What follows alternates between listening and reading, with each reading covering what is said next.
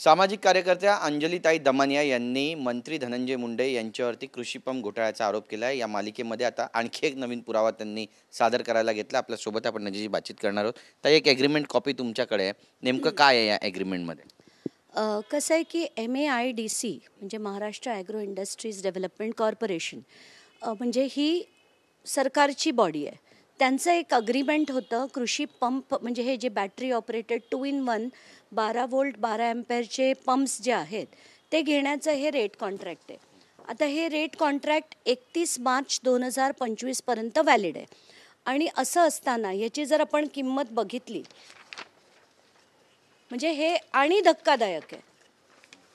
याची जर किंमत बघितली इथे 4 नंबरवर बॅटरी कम हँड ऑपरेटेड स्प्रेअर पंप 2190चं MAIDCचंच म्हणजे ज्यांनी ते टेंडर काढलं ते जे छोटी छोटी खरेदी करत होते ते 2190मध्ये खरेदी करत होते आणि GST सकट त्याचं 2453 हे होतं। मला हाच पेपर हवा होता कारण मी त्या दिवशीच्या एक्सपोजेमध्ये म्हटलं होतं की MAIDC स्वतः जर विकत असेल 2900ला तर ती खरेदी 3400ला का करेल। आणि मी त्याच्यातले डिटेल्स म्हणजे मी जेव्हा काढलं होतं की रेट कॉन्ट्रॅक्ट कितीला आहे तेव्हा असं कळलं होतं की 2450ला आहे। तर आज हे मुद्दाम मी दाखवते हे ते अग्रीमेंट आहे 2190 प्लस GST म्हणजे GST सकट 2453ला हा बॅटरी स्प्रेअर मिळत असताना तब्बल 1000 रुपये वर का दिलं गेलं। मला असं वाटतं हे सगळ्या चॅनलनी आता हे दाखवायला हवं कारण हे MAIDCचंच कॉन्ट्रॅक्ट आहे, माझं नाही आहे।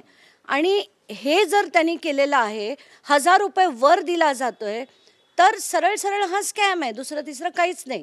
मी पुन्हा म्हणते की ते DBT थ्रू द्यायला हवे होते, हे खरेदी करण्याची गरज नव्हती, त्यांनी DBT थ्रू थेट शेतकऱ्यांच्या खात्यात टाकायला हवे होते।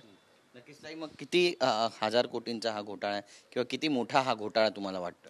एकूण ज्या 2 टेंडर होते, पहिलं टेंडर 341 कोटीचं, दुसरं टेंडर 205 कोटीचं, अशी 546 कोटीची दोन्ही टेंडर होती। 70% पैसे त्यातले गायब झालेले आहेत, 70%। मी 70 का म्हणते कारण ह्याच्यात फक्त 1000 रुपयाचा फरक होता, फक्त 1000 म्हणते मी। बाकी ठिकाणी तर 60-70% वरच त्यांनी सगळ्या म्हणजे मार्केट रेटच्या चिल्लर भावाच्या त्यांनी जे आपण एक बाटली घेतली नॅनो युरियाची नॅनो DAPची पण यांनी घेतल्यात 19,68,000 आणि 19,57,000 बॉटल्स। पण हे जे 70% पैसे आहेत हे कुठे गेले, नेमकं काय झालं या पैशांचं? याची काही चेन सापडली आहे का किंवा लिंक सापडली आहे का तुम्हाला? नाही, बँकेची लिंक मला मिळणं शक्यच नाही आहे ना कारण ते बँक आपण ॲक्सेस करू शकत नाही। पण ह्या सगळे पैसे अपफ्रंट हे ॲग्रिकल्चर डिपार्टमेंटनी MAIDCला दिलेत, MAIDCनी ते ह्या लोकांना दिलेत आणि त्या लोकांकडनं हे मंत्र्यांना पोचलेले आहेत। म्हणजे याच्यात काहीच शंका नाही आहे। तर माझा तर चॅलेंज आहे आणि विनंती आहे की ताबडतोब त्याच्यावर SIT लागायला हवी आणि जर असेल ना हिंमत तर ही चौकशी लावूनच दाखवा, खरं खोटं होऊनच जाऊन दे। जे रियालिटी चेक सुद्धा झालेले त्याच्यामध्ये सुद्धा बऱ्याच ठिकाणी 600 रुपयाची तफावत आढळते, कुठे 500 रुपये, कुठे 700 रुपयाची तफावत आढळते। त्यामुळे हे प्रकरण फार गंभीर असं म्हणा। करेक्ट, कारण तुम्ही जे जाऊन चौकशी केली ती थेट दुकानात केली आणि तो दुकानदार तर आपला मार्जिन ठेवून करणार आहे, तरी सुद्धा जर फरक पडत असेल आणि तो तुम्हाला एक पंप फेकणार आहे। इथे आपण बोलतोय 2,36,000 पंप्स, म्हणजे त्याला आपण काय म्हणायचं? हा सरळ सरळ स्कॅम आहे, दुसरं काहीच नाही। आणि धनंजय मुंडेंना जे वाटेल ते म्हणायचं म्हणू दे, यातनं बाहेर पडणं शक्यच नाही आहे त्यांना। ताई, अशोक मोहितेंना मारहाण झाली होती, त्या प्रकरणामध्ये आता बांगर आणि सानप या दोघा आरोपींना अटक करण्यात आलेली आहे। या प्रकरणाकडे नेमकं तुम्ही कसं पाहता, कारण तुम्ही सुद्धा SPच्या संपर्कात होतात अशी माहिती आहे, या सगळ्यांचा पाठपुरावा तुम्ही देखील करताय?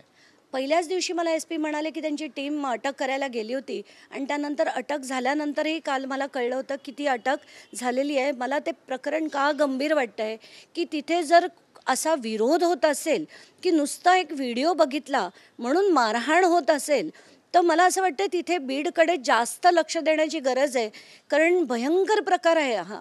त्याला 8 टाके पडलेत आणि त्याची ती परिस्थिती बघून खरंच हॉरेबल वाटलं की मारहाण कशावर, तर नुसता व्हिडिओ बघितला कराड आणि धनंजय मुंडे त्यांच्या अगेन्स्टचा म्हणून मारलं, तर काही भयंकरच आहे हे सगळं। कळकुटेंचं प्रकरण नेमकं काय आहे आणि याचा संतोष देशमुख हत्याकांडाशी नेमका कसा काय संबंध आहे? नाही, मी काल एक व्हिडिओ बघितला. कुठे एक पत्रकार आहेत बीडचे, आणि त्यांनी असं म्हटलंय की जिथे त्यांची संतोष देशमुख यांचं शवविच्छेदन झालं होतं, तर तो जो करणारा माणूस होता, मला त्यांचं नाव एक्झॅक्टली आता आठवत नाही, तर त्यांना त्या दिवशी नंतर ते रजेवर होते. आधी 15 दिवसाची रजा होती, मग ती रजा वाढवण्यात आली. मग त्यांनी त्यांच्या रिपोर्टमध्ये असं सांगितलं आहे की तो माणूस जो तिथे नोकरी करायचा, त्यांनी काहीतरी 1100 फुटाचं 1 कोटीच्या आसपास तो घर बांधतोय आणि कुठून आला पैसा, असं त्या कळकुट्यांचं म्हणणं होतं. तर मला एक्झॅक्टली हेच म्हणायचं आहे की हा योग्य पद्धतीने झाला आहे की नाही. कारण ते जे झालं होतं शवविच्छेदन, ते ऑन कॅमेरा झालं नाही असं त्यांनी काल रिपोर्टिंग केलं आहे. त्याच्यावर लातूरच्या एका डॉक्टर्सची टीम आली होती आणि त्यांनी ती फाईल ओपन करून बघितली असं ते म्हणालेत. आता ती फाईल त्यांनी चेक करून काय त्यातनं निष्पन्न केलं आत्ताच्या घटकेला मला माहीत नाही, पण मला असं वाटतं की चौकशी व्हावी आणि तुम्ही माध्यमांनी जाऊन त्यांना विचारावं की काय निष्पन्न झालं. नक्कीच ताई, धनंजय मुंडे यांच्या अडचणीत वाढ होते असं म्हणावं, कारण काल करुणाताई मुंडे यांना देखील कोर्टानं दिलासा दिला आणि पहिल्या पत्नीचा अधिकृत त्या ठिकाणी त्यांना पार्शली दर्जा सुद्धा मिळालेला आहे. त्यामुळे नेमकं कसं पाहता या प्रकरणाकडे, कारण डोमेस्टिक व्हायलन्स आहे असं सुद्धा आता बोललं जात आहे. त्यांनी पहिल्या पत्नीचा दर्जा कोर्टाने दिलेला नाही आहे. ते त्यांचं म्हणणं होतं, ते कोर्टाकडे रजिस्टर्ड आहे आणि ते त्यांचं म्हणणं आहे असं कोर्टाने लिहिलेलं आहे. पण कोर्टाने काय केलं आहे की त्यांच्या पहिल्याच फाइंडिंग्समध्ये सरळ लिहिलं आहे की त्यांना इमोशनल अब्यूज जे झालं होतं that amounts to domestic violence, म्हणून त्यांना डोमेस्टिक व्हायलन्सच्या याच्या खाली पार्शली येस असं लिहिलं आहे. आणि म्हणूनच त्यांना ते जे मेंटेनन्स आहे 1.25 लाख रुपये त्यांना आणि त्यांच्या मुलीला 75,000 असं देण्यात आलं आहे.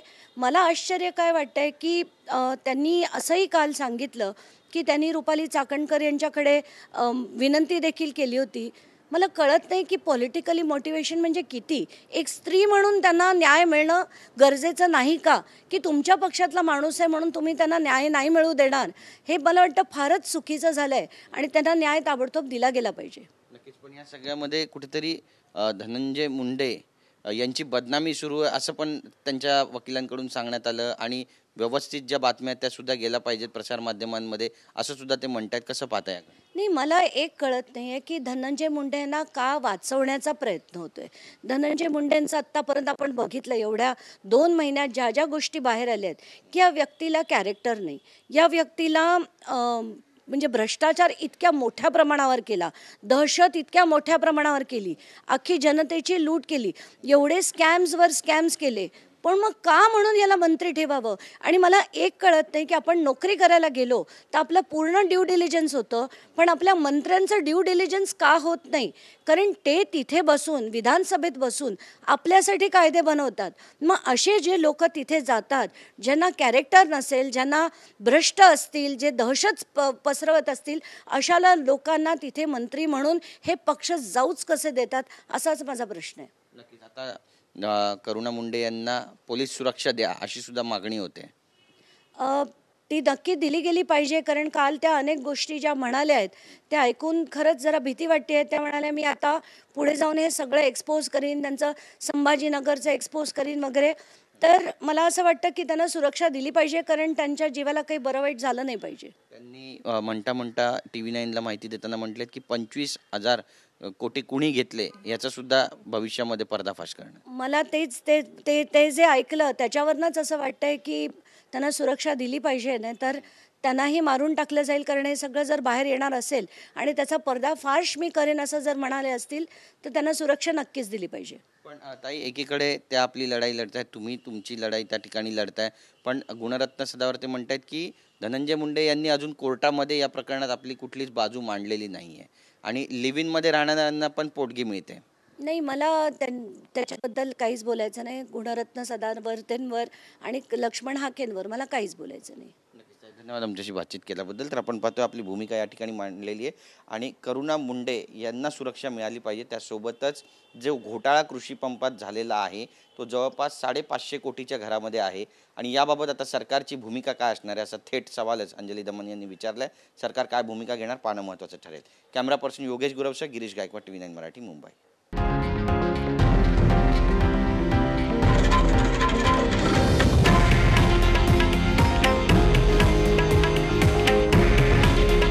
हे आहे देशातील नंबर 1 न्यूज नेटवर्क आणि आपण पाहत आहात TV9 मराठी. काळजी तुमची, हित महाराष्ट्राचं.